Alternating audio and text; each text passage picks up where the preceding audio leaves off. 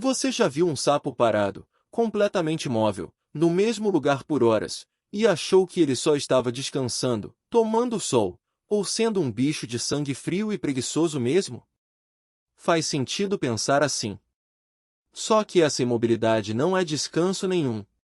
É uma peça de um sistema biológico muito mais estratégico do que parece, e que envolve, literalmente, o jeito como o cérebro dele processa a realidade.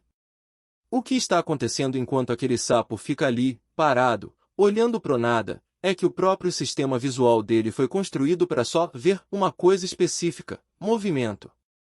E essa descoberta começou com um experimento que quase foi ridicularizado. Em 1959, o engenheiro e neurocientista Jerome Letvin, junto com Humberto Maturana, Warren M. Coolidge e Walter Pitts, no MIT, publicaram um estudo que ficou conhecido como "O que o olho do sapo diz ao cérebro do sapo". Eles implantaram eletrodos em fibras individuais do nervo óptico de sapos e começaram a apresentar diferentes estímulos visuais, registrando exatamente quando cada neurônio disparava. O que encontraram foi surpreendente. Certos neuronídeos da retina do sapo só disparavam para um tipo bem específico de estímulo, pequenas formas escuras e convexas, do tamanho aproximado de um inseto, se movendo dentro do campo de visão.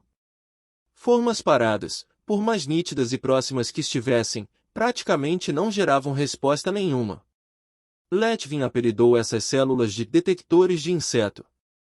Quando Letvin apresentou esse resultado numa conferência científica, a reação inicial foi de deboche, ele chegou a ser motivo de riso no palco. Só que, na década seguinte, esse mesmo artigo se tornou um dos trabalhos mais citados de toda a neurociência, porque ele revelou algo que ninguém esperava: a filtragem de isso é relevante. Preste atenção, não acontece só no cérebro. Ela começa na própria retina, antes de qualquer sinal chegar perto de um neurônio cerebral. O olho do sapo já entrega uma informação pré-interpretada, não uma cópia fiel do que está na frente dele, mas uma versão filtrada, dizendo ao cérebro: isso aqui pode ser comida ou simplesmente nada. E as implicações práticas disso são drásticas.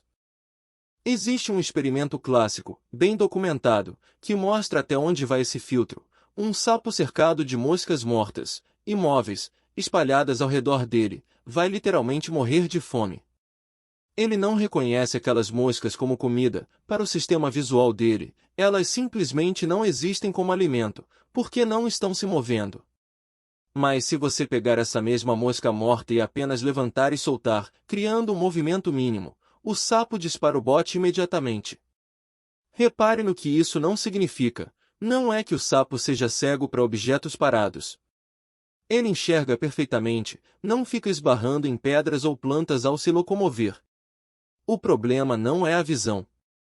É a interpretação. Parado nunca é categorizado como comida pelo cérebro dele, não importa o quão perto ou nítido o objeto esteja. Se isso mudou o jeito que você olha para um sapo parado no jardim, comenta aqui embaixo. Você já viu um inseto passar bem na frente de um sapo parado e reparou o quão rápido ele reage? Agora, o motivo de tanta imobilidade valer a pena fica claro quando você entende o que acontece no momento exato em que a presa se move. A língua de um sapo, num ataque completo, se lança, gruda e recolhe em menos de 0,07 de segundo, cerca de 5 vezes mais rápido que um piscar de olho humano. Em algumas espécies, como a rã cornuda, o bote inteiro é completado em cerca de 50 milissegundos, com uma aceleração que chega a 12 vezes a força da gravidade. E a saliva na ponta da língua funciona quase como uma fita adesiva controlada por músculo. A força de adesão consegue superar o próprio peso corporal do sapo em até 50%. Ou seja, ficar parado não é passividade. É o sapo se transformando, literalmente, num gatilho armado, esperando o disparo certo. Vale desfazer 3 mitos que se misturam com esse comportamento. Primeiro, não é que o sapo está descansando ou dormindo por preguiça. A imobilidade é uma estratégia ativa de caça por emboscada, calculada, não um estado passivo.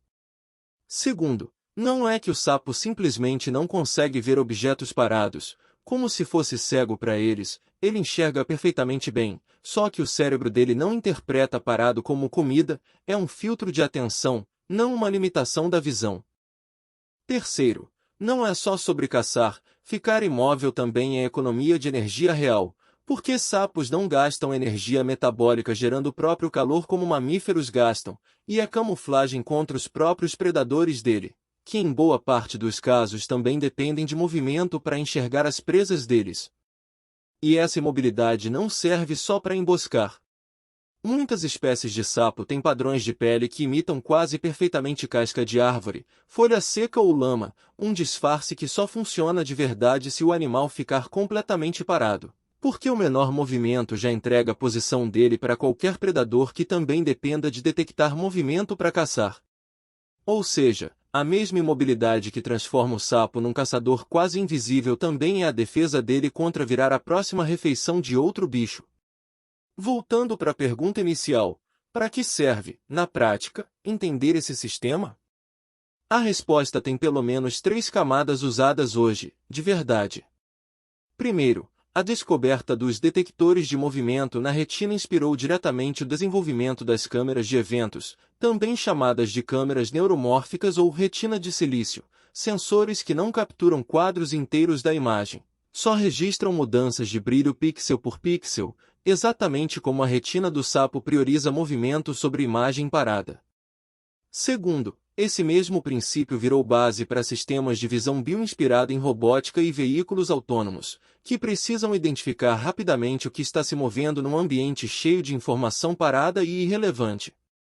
E terceiro, pesquisadores usam redes neurais artificiais inspiradas nesse mesmo tipo de filtro biológico, chamadas de redes neurais de pulso, para construir algoritmos de rastreamento e vigilância que detectam movimento de forma extremamente eficiente, sem precisar processar cada quadro de vídeo inteiro.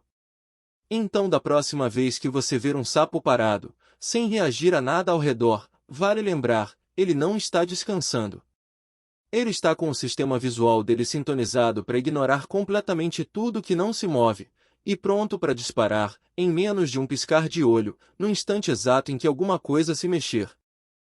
Se esse vídeo mudou o jeito que você entende esse comportamento, deixa o like, isso ajuda muito o canal a continuar trazendo ciência real por trás dos animais que a gente vê todo santo dia. Se inscreve no Mente Selvagem e ativa o sininho para não perder o próximo. E por falar em próximo vídeo, você já deve ter visto um pombo na cidade e sentido nojo, ou torcido o nariz, é praticamente o animal mais odiado que existe no meio urbano. Só que essa fama esconde uma quantidade gigante de coisas que a ciência já provou sobre esse mesmo animal, e que quase ninguém conhece. Essa é a história do próximo vídeo aqui no canal, para que servem os pombos, o animal mais odiado e mais incompreendido da cidade.